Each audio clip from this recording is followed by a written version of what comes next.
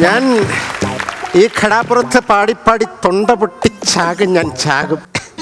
അമ്മേ, ഇത് എൻ്റെ ഡയലോഗ് അല്ലല്ലോ, ഇത് പരീക്കുട്ടിയുടെ ഡയലോഗല്ലേ? ഡയലോഗ് മാറിപ്പോയി, എന്തേലും ആവട്ടെ. കടലിൽ പോയിട്ട് വരുമ്പോൾ കറുത്തമ്മയ്ക്ക് ഞാൻ ഒരു സാധനം, ഒരു വലിയ മീൻ കൊണ്ടുവരും. മത്തി. മത്തിയോ? എനിക്കെങ്ങും വേണ്ട നിങ്ങളുടെ മത്തി. പുച്ഛിച്ച് തള്ളരുത്. മാർക്കറ്റിൽ ചെന്നൊന്ന് അന്വേഷിക്കണം. മത്തിക്ക് കിലോയ്ക്ക് 400 രൂപ. യൂസഫലി പോലും 1/2 കിലോ മേടിച്ചിട്ട് ബാക്കി പറ്റിലെഴുതിക്കൊള്ളാൻ പറഞ്ഞേക്കുവാ. കറുത്തമ്മയും അതുപോലെ തന്നെ ഈ പള്ളിയും കൂടെ ഇങ്ങോട്ട് വന്നിട്ടുള്ള കാര്യം എന്താണാവോ? ബലേപേഷ്. ഇപ്പോ ട്രോളിംഗ് നിരോധനമല്ലേ, ഫ്രീ ആയിട്ടിരിക്കുക. അതുകൊണ്ട് സ്റ്റാർ മാജിക്കിന്റെ വേദിയിൽ വന്നിട്ട് കുറച്ച് ട്രോൾ ഇരന്നു വാങ്ങാമെന്ന് കരുതി. അതെ, ഞങ്ങളും സീലാണ്.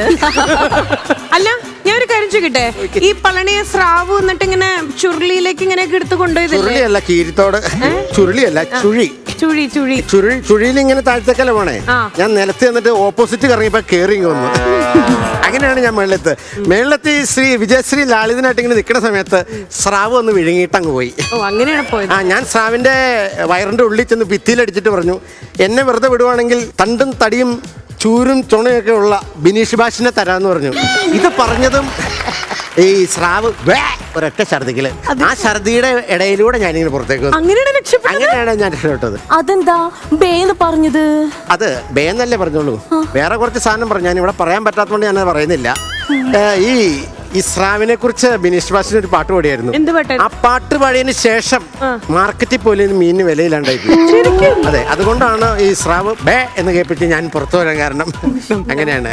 എന്റെ കൊച്ചു മുതലാളി, കൊച്ചു മുതലാളി, അയ്യോ കൊച്ചു മുതലാളി, ഞാൻ അയ്യോ എന്റെ കൊച്ചു മുതലാളി. എത്ര നാളെ നമ്മൾ കണ്ടിട്ട്. എന്റെ കൊച്ചു മുതലാളി, കൊച്ചു മുതലാളിക്ക് കറുത്തമ്മ ഇപ്പോഴും ഇഷ്ടമാണോ? പറ കൊച്ചു മുതലാളി.